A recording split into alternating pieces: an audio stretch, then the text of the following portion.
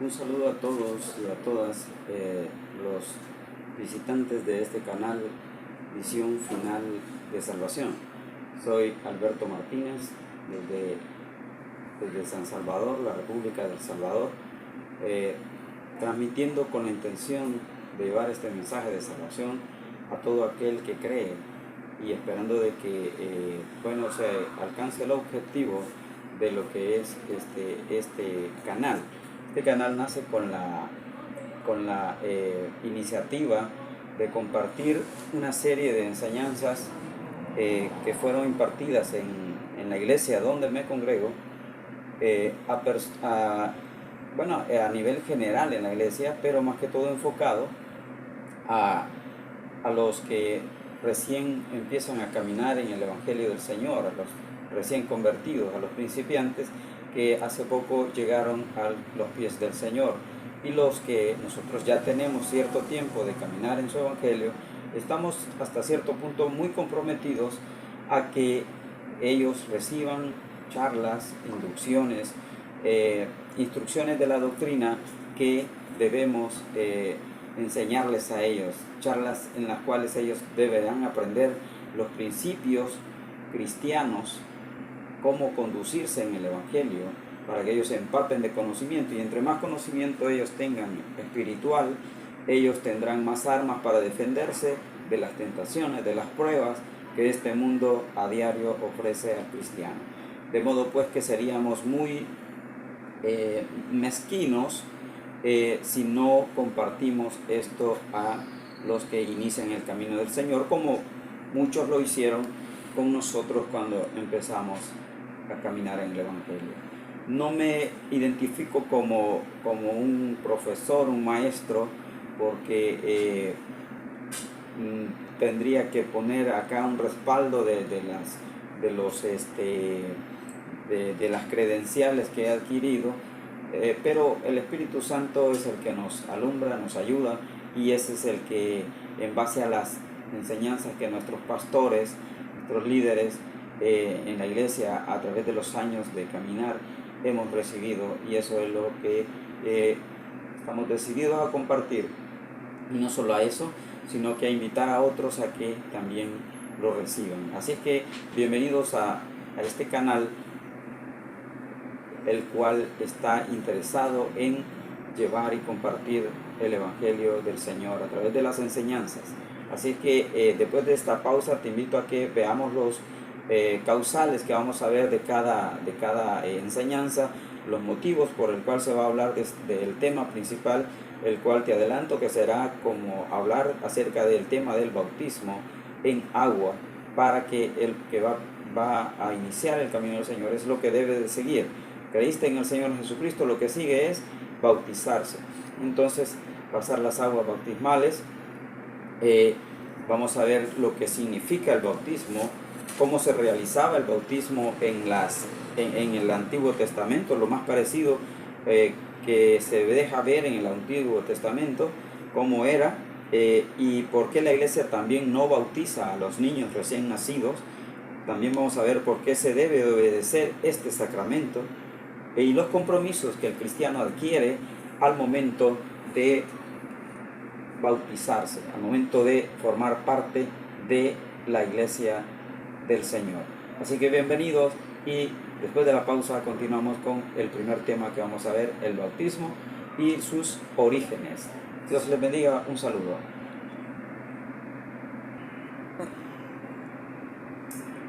Ok, Dios te bendiga, gracias por estar ahí aún conectados en este canal que nace con la intención de compartir la enseñanza del Evangelio, este canal que se llama Visión Final de Salvación. Así que bienvenido, bienvenida, que Dios te bendiga, y quiero decirte que el primer tema de este canal será el bautismo en aguas. En el inicio del video he explicado por qué causa, ¿no?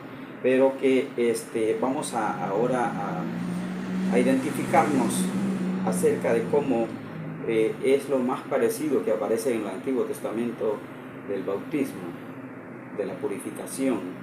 El bautismo es un sinónimo de purificarnos, es un sinónimo de morir y nacer a una nueva vida, morir al viejo hombre y nacer al nuevo hombre. De modo que, como repito, lo más parecido al bautismo que encontramos en el Antiguo Testamento es lo que se llama la purificación. La purificación no es más que aquello que nos hace limpiarnos, que nos hace botar lo inmundo, lo impuro, o abstenernos de actividades que nos pueden envolver en cosas sucias, y la purificación es para esto, para limpiarnos de todo eso. En el caso del cristianismo que nosotros practicamos a través del Evangelio, esta limpieza se hace a través de la sangre de Jesucristo, cuando aceptamos, creemos en el Evangelio o en Jesucristo. Así que, pero en el Antiguo Testamento viajamos hasta el capítulo 19 de Números. Yo tengo acá la versión Reina Valera de revisión 1960, donde quizás puedas tener también esta versión. El tema de este capítulo. Ok, entonces volviendo al tema, acerca de que, como se hablaba en el Antiguo Testamento acerca del bautismo, es decir, no el bautismo como la palabra lo dice, más bien, sino que en lo relacionado, lo más parecido al bautismo que se daba en el Antiguo Testamento. Hablábamos acerca del capítulo 19 de Números, y lo vamos a leer como está escrito en la palabra del Señor. La purificación de los inmundos. Jehová habló a Moisés y a Aarón diciendo: esta es la ordenanza de la ley que Jehová ha prescrito, diciendo: di a los hijos de Israel que te traigan una vaca alazana, perfecta, en la cual no haya falta, sobre la cual no se haya puesto yugo, y la daréis a Eleazar, el sacerdote, y él la sacará fuera del campamento y la hará degollar en su presencia. Y Eleazar el sacerdote tomará de la sangre con su dedo y rociará hacia la parte delantera del tabernáculo de reunión con la sangre de ella, y lo hará por 7 veces. Y hará quemar la vaca ante sus ojos. Su cuero, y su carne y su sangre con su estiércol hará quemar. Luego tomará el sacerdote madera de cedro, e hisopo y escarlata, y lo echará en medio del fuego en que arde la vaca. El sacerdote lavará, este es el punto en que queremos llegar, el sacerdote lavará luego sus vestidos, lavará también su cuerpo con agua, y después entrará en el campamento, y será inmundo el sacerdote hasta la noche. Asimismo, el que la quemó lavará sus vestidos en agua, también lavará en agua su cuerpo, y será inmundo hasta la noche. Y un hombre limpio, o sea, un hombre que ya se haya lavado, recogerá las cenizas de la vaca y las pondrá fuera del campamento en lugar limpio, y las guardará la congregación de los hijos de Israel para el agua de purificación. Esto es una expiación. Y el que recogió las cenizas de la vaca lavará sus vestidos, y será inmundo hasta la noche, y será estatuto perpetuo para los hijos de Israel y para el extranjero que mora entre ellos. El que tocare cadáver de cualquier persona será inmundo 7 días. Al tercer día se va a purificar con aquella agua, y el 7º día será limpio. Y si al tercer día no se purifica, oiga bien, no será limpio al 7º día. Todo aquel que tocare un cadáver de cualquier persona y no se purificare, el tabernáculo de Jehová contaminó, y aquella persona será cortada de Israel. Por cuanto el agua de la purificación no fue rociada sobre él, inmundo será, y su inmundicia será sobre él. Entonces vemos una situación bastante crítica, bastante estricta en relación a lo que Jehová designa como una orden, como un mandamiento. Miren, el que no se purifique, les dijo, el que no se limpie antes de tener una actividad sacerdotal, antes de acceder a algo, un evento en el templo, si no se purifica antes, oiga bien lo que dice en los capítulos, en los versículos últimos que leímos, dice que esta persona será cortada, significa que morirá, no sabemos si al instante o después, pero dice que va a morir esta persona. Era una cosa muy estricta, muy seria. Entonces, decíamos que eso es lo más parecido que en el Antiguo Testamento encontramos con relación al bautismo. Es lo que se llama la purificación, que no era otra cosa más que apartarse, abstenerse de actividades que puedan contaminar el cuerpo humano antes de participar en, como decíamos, en un acto, en un evento en el templo, en el caso del sacerdote, o presentar cualquier ofrenda en el caso de un judío común, ¿no? Entonces, el acto de la purificación tiene detalles en este capítulo 19 del libro de Números. Le invito a que lo lea y que vaya viendo el desarrollo de cómo se genera algo importante que se llama el agua de la purificación. El agua de purificación no era más que las cenizas de la vaca perfecta que se había elegido para el sacrificio. De esa vaca solamente se habían tomado el cuero, se había tomado la carne, se había tomado la sangre, se había agarrado la sangre, el cuero, la carne y además el estiércol de esta vaca, y todo esto era quemado junto. El sacerdote, oiga, este es un proceso detenido, detallado, en donde también cuando se juntaba esto y se estaba quemando todo lo que acabo de mencionar, el sacerdote venía y tomaba madera de cedro. ¿Qué sucede cuando el cedro, la madera de cedro se está quemando? Entonces el cedro expande o emana un aroma, ¿no? A cedro, ¿no? Es una madera aromática. Pero además de eso ponía hisopo, ponía también escarlata. Eran elementos los cuales Dios ordenó que se pusieran en el momento de que el animal se estaba sacrificando, se estaba quemando. Lo primero que hacían era presentar esta vaca perfecta. No tenía defectos, no era coja, no era ciega, no le faltaba una oreja, era perfecta. Sinónimo de el Cordero de Dios, el Hijo de Dios, nuestro Señor Jesucristo. Él fue el Cordero perfecto. Entonces todo esto era un signo, un símbolo, un sinónimo de lo que se iba a practicar ya en el tiempo nuestro, que es el sacrificio de Cristo en la cruz del Calvario. Él fue el Cordero justo, el Cordero perfecto, el Cordero inmolado, que fue dado por Dios para rescate por todas nuestras almas. Y gloria sea a esa sangre que nos fue dada para nuestra salvación. Entonces, llegamos al punto en que ese animal es elegido para seleccionar partes de su cuerpo y ser quemados. Esta vaca era degollada primero y su sangre era rociada allí, y el sacerdote venía con su dedo y por 7 veces venía, agarraba sangre y lo rociaba esa sangre con su dedo en la parte de frente del tabernáculo de reunión, el lugar donde los judíos se reunían para adorar a Dios. Era rociada toda esa sangre ahí. Con eso estaban purificando el lugar donde ellos se reunían a adorar a Dios.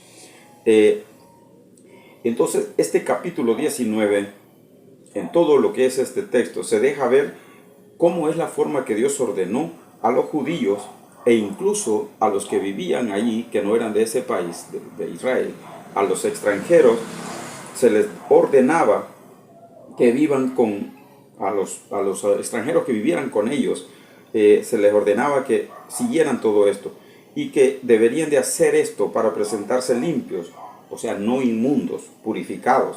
Si una persona ofrecía algo relacionado al sacerdocio, oficiaba algo relacionado al sacerdocio en el templo sin purificarse, el sacerdote o esta persona moría, como repito, no sabemos si de inmediato o después, pero era cortada. Entonces, el sacerdote tenía que purificarse, tenía que hacerlo 7 días antes. Si la persona había, para esto servía el agua de la purificación. Si una persona por accidente o por voluntad tocaba un cadáver, o sea, un cuerpo muerto, un humano muerto o un animal muerto, él se convertía en una persona inmunda. ¿Cómo quitaba esa inmundicia de su cuerpo? Era yendo al templo, agarrar de esa agua, de la ceniza de esa vaca quemada, con agua, y se rociaba su cuerpo, se limpiaba sus vestidos. 3 días después de que él había tocado el cadáver, se había convertido en un inmundo, 3 días después tenía que hacer esto. Si no lo hacía, al 7º día no era limpio, no era purificado. Y si no se había purificado, no podía entrar en el templo y era castigado por Jehová. Entonces era necesario purificarse con antelación. Las personas que tocaban tenían contacto con cadáveres. Entonces esto era muy crucial, era muy crítico, delicado, y no se podía evadir o dejar de hacer.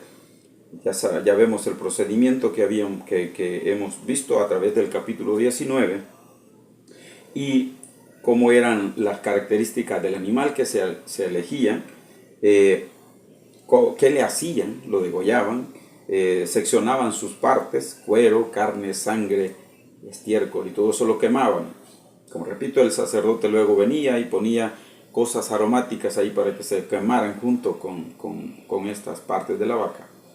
Y ese olor subía hasta el trono de la gracia del Señor y bajaba, la gloria de Dios bajaba a percibir este olor. El agua con que revolvían las cenizas, a esa le llamaban el agua de la purificación, y con esto se lavaban los sacerdotes, con esto se lavaban los judíos comunes para ser limpios o purificados de sus pecados.